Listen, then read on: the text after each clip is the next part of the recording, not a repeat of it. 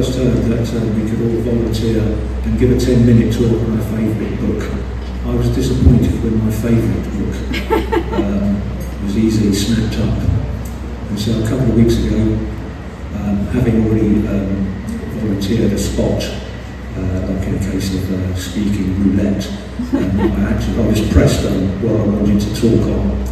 And so I gave Gemma what I thought would be my stand-in favourite book, which was Leviticus.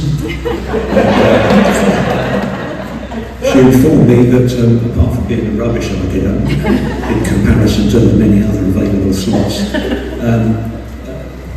Proverbs was open, but Proverbs was the one I thought was my favourite in the first place. So, Yahoo, I've got exactly what I wanted.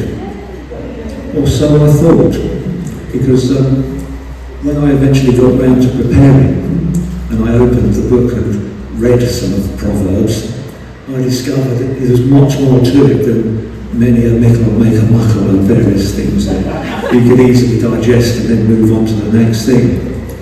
And so I then began the grim task of reassessing what I thought of this book that was allegedly my favourite, which I had skim-read and actually missed out huge chunks of. And I've discovered that there's far more to Proverbs than just a few proverbs, or a load of proverbs for a start. And it seems to have been put together by a number of people. It's an ancient set of writings. It's about 4,000 years old, give or take a few centuries, who's counting. And it's written mostly by Solomon, but there are other people. There's a chap called Agur, I think it is, or something like King Lemuel. Never heard of anywhere else, but we're quoting him later in this talk because it's a great bit of script. And there are things that don't look like proverbs. They're like little stories. I would imagine a proverb is, a stitch in time saves 9. It's a 2-liner, 3 lines at the most, maybe 4. But sometimes it's a little story or a poem or something like that. Because apparently in the Hebrew and various other languages, a proverb is more than just a couple of lines, a quick fix, and you're done. It's a little story. So anyway, here's my little thing. I've taken a liking to Proverbs more than I think I did, and we've been singing about the love of the Lord, how to love the Lord, all one's strength and soul, etc. Well, love is very closely attached to the word fear. And all the way through Proverbs is this unjolly word fear of the Lord. And it starts it off in Proverbs. Proverbs is quite a they're all well structured, like they're all in the Bible. It's a structured thing that's got a sort of systematic scheme to educate the simple and the foolish in the ways of the Lord. And it emphasises it all the way through, pretty much in every chapter, not in every verse I've found. It emphasises the fear of the Lord going through it.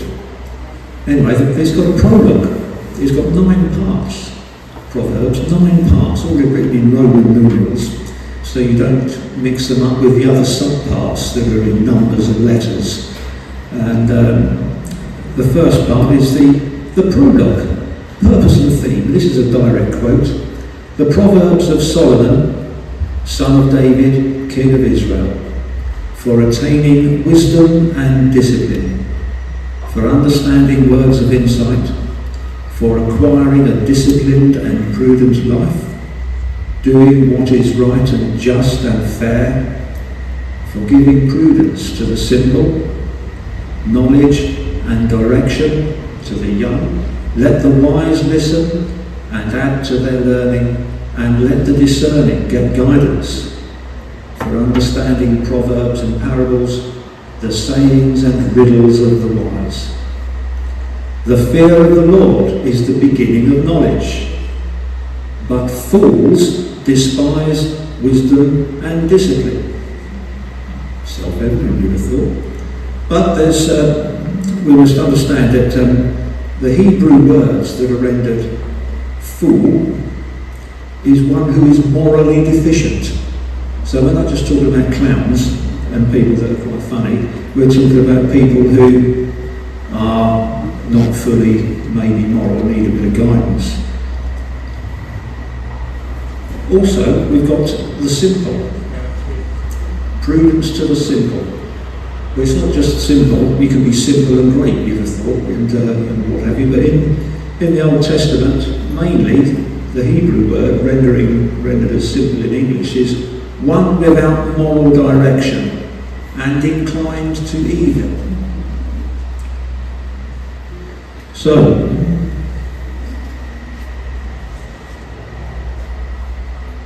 we look at the structure of Proverbs and how does it go about imbuing us with this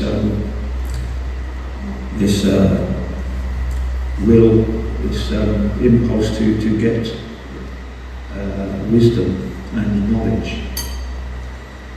Well, it's the outline of Proverbs is in 9 bits. The prologue was part 1. Number 2 in Roman numerals is a huge fat wedge of stuff, and I'll just give you the outlines of these various bits. If I can find the right card, which is at the tip of my lectern.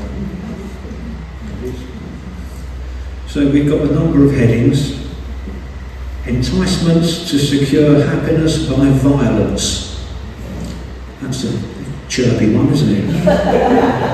Okay, so it goes through those. And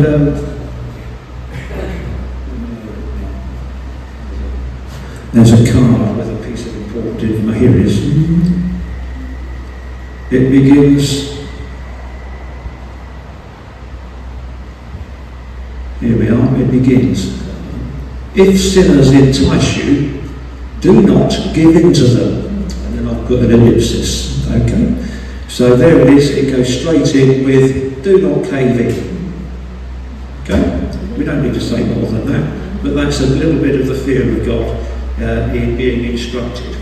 It goes on a little bit, down to another thing, warnings against rejecting wisdom.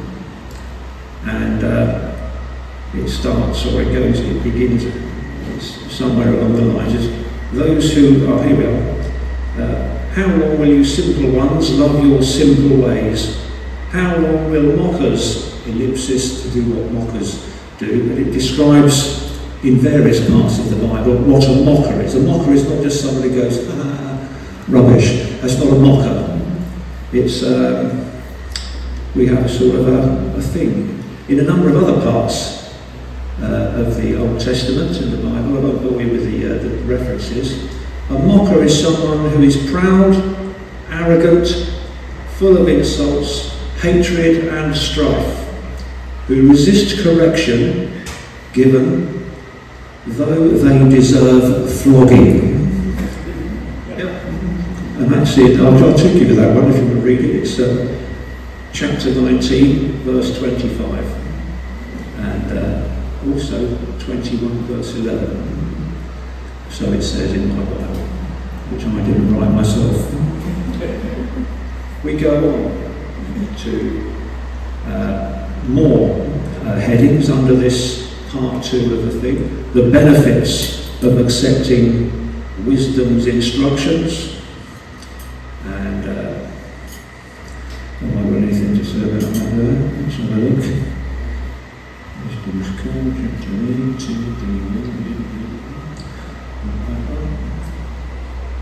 This one. Here we are.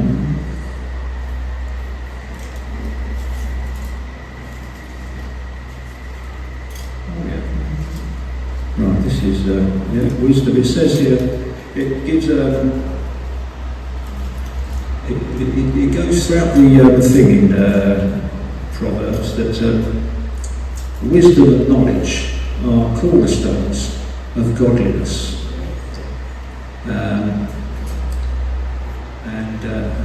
Now let us have a look now.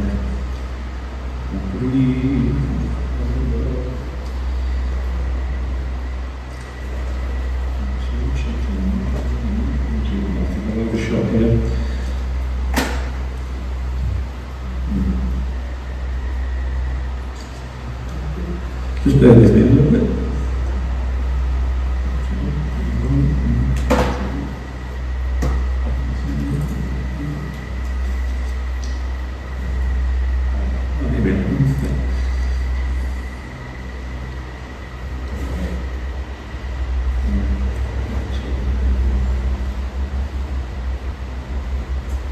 It mentions wisdom. Wisdom has built her house, and she has hewn out.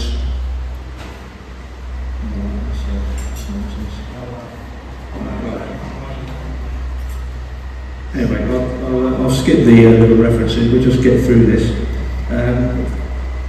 We're roughly at the benefits of accepting wisdom's instructions. There's a couple of bits about wisdom's instructions and benefits in chapter 3. There's a challenge to hold on to wisdom, chapter 4.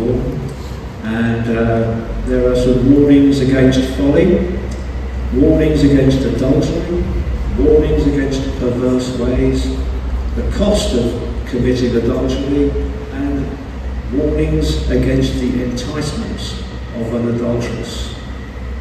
And finally, there is wisdom's appeal and invitations of wisdom and folly. And I'm going to get straight onto those. All those things I've mentioned before that we won't go into, there are little bits that show that fear of the Lord is important in keeping these things up. But we'll go straight onto the appeal of wisdom, I think, because it's great. Now,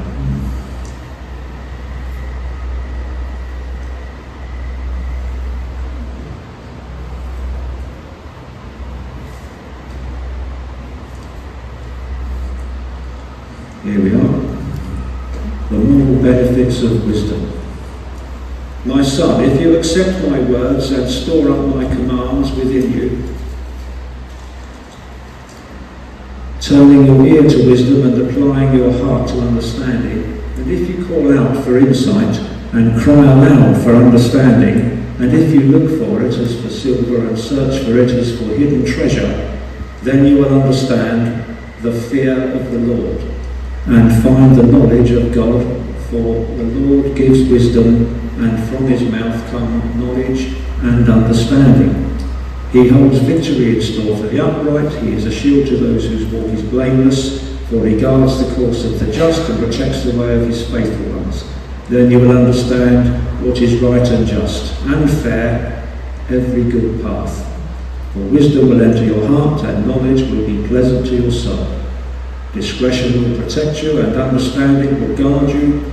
Wisdom will save you from the ways of wicked men, from men whose words are perverse, who leave the straight paths to walk in dark ways, who delight in wrongdoing and rejoice in the perverseness of evil, whose paths are crooked and who are devious in their ways. It will save you also from the adulteresses, from the wayward wife with her seductive words, who has left the partner of her youth and ignored the covenant she made before God, for her house leads down to death, and her paths to the spirits of the dead. None who go to her return or attain the path of life. And it goes on a bit more. Anyway, there's that one. And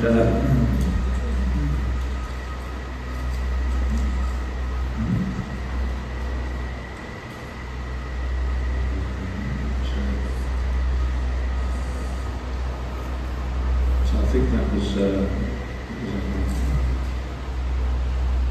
I think we can move straight a bit more to wisdom and folly. During this book, a little portrait is given of wisdom and knowledge personified as a woman. Okay, other genders are available, but they've chosen a woman. And I'll read them out because I think it's quite good. Wisdom and folly. This is chapter 9. And it's the invitations of wisdom and folly. Wisdom has built her house. She has hewn out its 7 pillars. She has prepared her meat and mixed her wine. She has also set her table. She has sent out her maids, and she calls from the highest point of the city. Let all who are simple come in here, she says to those who lack judgment. Come, eat my food, and drink the wine I have mixed. Leave your simple ways, and you will live. Walk in the way of understanding. Whoever corrects a mocker invites insult. Whoever rebukes a wicked man incurs abuse. Do not rebuke a mocker, or he will hate you. Rebuke a wise man, and he will love you. Instruct a wise man, and he will be wiser still. Teach a righteous man, and he will add to his learning. The fear of the Lord is the beginning of wisdom, and knowledge of the Holy One is understanding. For through me your days will be many, and years will be added to your life. If you are wise, your wisdom will reward you. If you are a mocker, you alone will suffer. That's the wisdom. It goes on. The woman folly is loud. She is undisciplined and without knowledge. She sits at the door of her house on a seat at the highest point of the city. Same point with the other one. Calling out to those who pass by, who go straight on their way. Let all who are simple come in here, she says to those who lack judgment. Stolen water is sweet. Food eaten in secret is delicious. But little do they know that the dead are there, that her guests are in the depth of the grave. And that's the end of that part of Proverbs. We go on to the thing that I thought I'd be that interested in, of the Proverbs of Solomon. We're on chapter 10 now, Proverbs of Solomon. And we'll skip right through them, because they're all a couple of lines. Some of them, they're very good, aren't they? But you can dip into them. They are two rhyme things with different meanings, and time ticks on. Now we've got the sayings of King Lemuel the Wise, which I think is great. I like this bit. The sayings of King Lemuel, an oracle his mother taught him. O my son, O son of my womb, O son of my vows, do not spend your strength on women, your vigour on those who ruin kings. It is not for kings, Lemuel, not for kings to drink wine, nor for rulers to crave beer, lest they drink and forget what the law decrees, and deprive all the oppressed of their rights. Give beer to those who are perishing, wine to those who are in anguish. Let them drink and forget their poverty and remember their misery no more. Speak up for those who cannot speak for themselves, for the rights of all who are destitute. Speak up and judge fairly. Defend the rights of the poor and needy. We're now coming to near the end, and the last thing I would say is the epilogue. This is the 9th bit. We've skipped through a few. This is called The Wife of Noble Character. Hands up if you want to hear it. Oh, only 1, 2.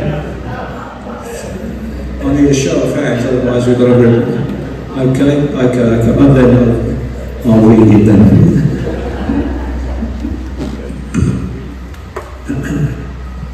A wife of noble character, who can find? She is worth far more than rubies. Her husband has full confidence in her and lacks nothing of value. She brings him good, not harm, all the days of her life. She selects wool and flax and works with eager hands. She is like the merchant ships bringing her food from afar. She gets up when it is still dark. She provides food for her family and portions for her servant girls. She considers a field and buys it. Out of her earnings, she plants a vineyard. She sets about her work vigorously. Her arms are strong for her tasks. She sees that her trading is profitable and her lamp does not go out at night. In her hands she holds the distaff and grasps the spindle with her fingers. She opens her arms to the poor and extends her hands to the needy. When it snows, she has no fear for her household, for all of them are clothed in scarlet. She makes coverings for her bed. She is clothed in fine linen and purple. Her husband is respected at the city gate, where he takes his seat among the elders of the land.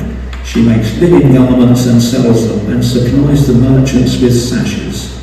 She is clothed with strength and dignity. She can laugh at the days to come. She speaks with wisdom, and faithful instruction is on her tongue. She watches over the affairs of her household and does not eat the bread of idleness. Her children arise and call her blessed, her husband also, and he praises her. Many women do noble things, but you surpass them all. Charm is deceptive and beauty is fleeting, but a woman who fears the Lord is to be praised. Give her the reward she has earned, and let her works bring her praise at the city gate. So that's my little thing of Proverbs. It's a bit more than I thought, and I hope you enjoyed the talk.